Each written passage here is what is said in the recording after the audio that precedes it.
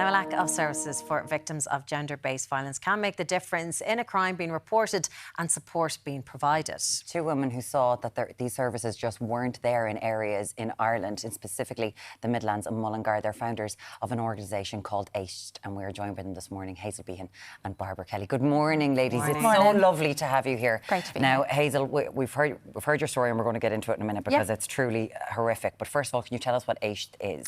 Yeah, so we are a survivor-led organisation. It's a not-for-profit, and we exist to support people in the aftermath of rape and gender-based violence.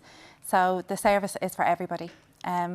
Obviously, look, predominantly women are who contact us, but we are open to all genders, all races, all everybody, because it affects everybody. Of course. And why did you say, I have to do this myself? Like, this needs to be done. There is a major gap here. Do you know, there's sexual assault treatment units in the country. There's 6 of them, and one of them is in Mullingar. It's the busiest outside of the Rotunda in Dublin, and there was no service locally in that area. And obviously, I live there, and you get talking to people, and people reach out to you a lot, which is great. But I had no protection, and I did the day, so I kind of wanted to set up something that protected us all and had an avenue, and I had the ability to be able to kind of move them forward in different directions, you know, and just have that security surrounding that. Because, Hazel, what happened to you? Yeah, well, I was raped in 2004 in Portugal when I went over there to work as a holiday rep for an Irish travel company at the time. And, you know, it's been a very up and down 22 years now. Particularly the last few years have been very difficult. And I've seen them gaps, that the need for people to have support in the aftermath, the service that I didn't have at the time. So yeah, that's what's kind of brought me here, to hopefully have people know that they have support.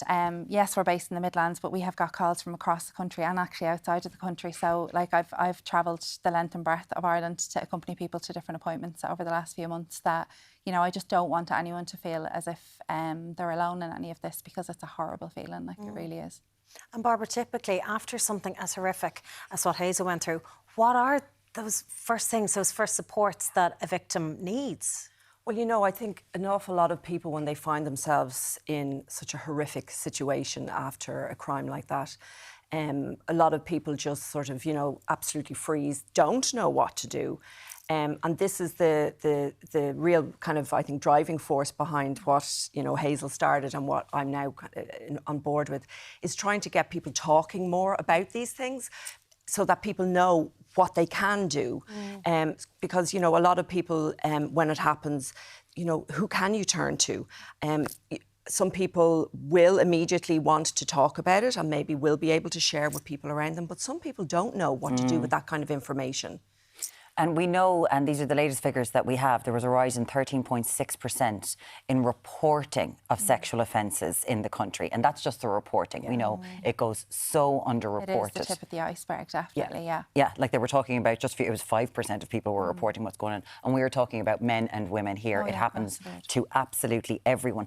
It's a huge amount of sexual offences that are happening. And you mentioned there in the aftermath to be able to talk about what's going on. Yeah. But if someone makes the very brave decision to go to the guards and seek to go further, because we know this can destroy lives when it's out in the public like that. You've started talking about the use of counselling notes. You were in the Justice Committee. Bairbre, can you tell us about this? Absolutely. You know, this is an issue that I think not enough people are fully aware of, because anytime I share this with people, they're really shocked that this is a practice that's happening in Ireland. So as the law stands currently, if a victim of sexual assault, rape or gender-based violence, if they are in counselling and they make the very brave decision to go forward and seek justice through our legal system, the defence of the person who they have alleged has committed this crime has a right to access their counselling notes if it goes to court. We are campaigning to have this absolutely banned, because it is one of the most abhorrent things that can happen to somebody who is a survivor of such a horrendous crime. Because, you know, when we talk about counselling, counselling has to be a very sacred place where you can, say whatever you need to say. You can, trust that that environment is going to hold you during what you're, trying to process your trauma. And to think that even if it is just held as a threat over somebody, that their notes could be used against them in a court case, means that an awful lot of survivors will actually either, refuse to go and seek any kind of support like counselling, or they may decide to walk away.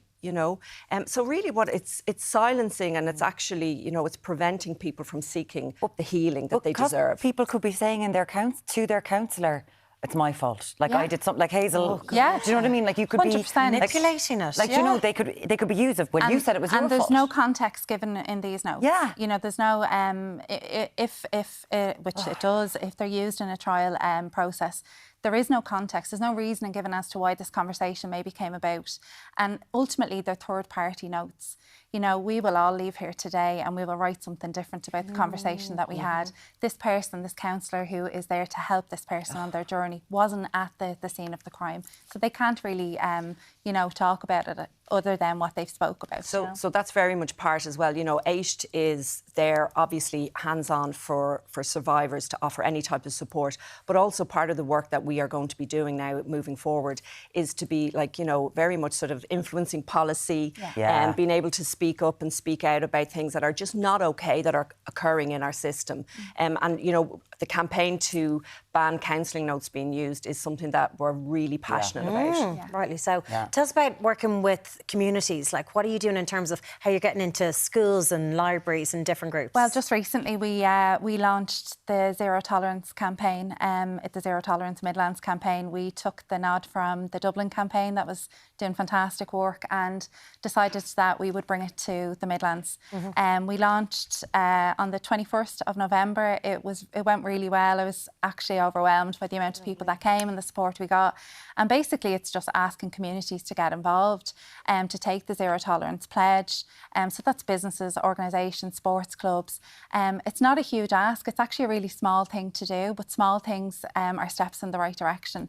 So it's taking part in maybe small workshops that would teach about consent, highlight, the misinformation that's being spread online by influencers and other things that might be seen, healthy relationships, healthy boundaries for people. All these really important things that I think have been forgotten or just haven't been pushed enough in the communities. And you've got an award here, which you won for this campaign that you... we won it actually for Éist, the Mullingar Chamber Awards. It was voted for by the public and we won that very recently, so we were very surprised but delighted. It's amazing because you've decided to do this. You're a grassroots campaign, you're not getting funding, you're doing as much as you can.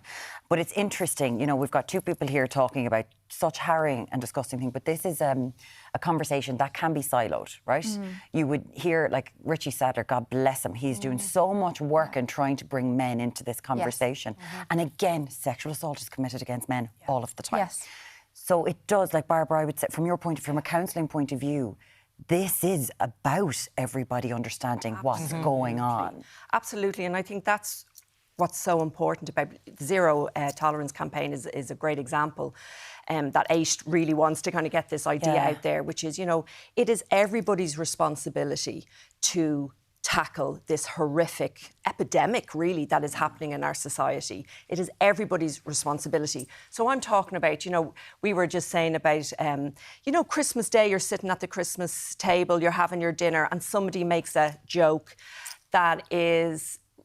not okay, whether it's a very sort of sexist joke or maybe homophobic joke, and I'm using that term very lightly. But, why is it that, and sometimes I think we might have a bit of a cultural thing we need to challenge as well, that, we don't always want to be uncomfortable or make the other person feel uncomfortable. So people laugh along or they nod and whatever. And we're saying, but everybody is responsible to say, actually, do you know what, that's not okay.